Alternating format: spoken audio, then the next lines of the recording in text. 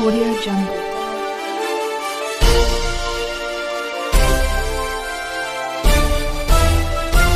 Audio Jungle.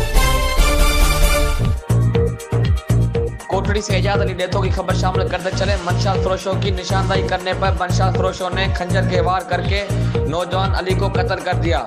तफसीलात के मुताबिक कोटड़ी के इलाके शाह लतीफ चौक के रिहायशी 22 साल नौजवान अली को बेदर्दी से कत्ल किया गया, जिसके हक में कोटड़ी के अवाम ने एहतजाजी रैली निकाली, जो कि SSP रोड से होती हुई जामशोर प्रेस क्लब पर पहुंची।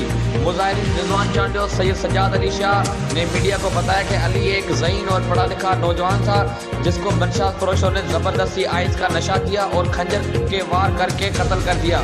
कोटड़ी पुलिस 2 दिन गुजरने के बावजूद अली रुदनानी के कातिलों को गिरफ्तार नहीं कर पाई।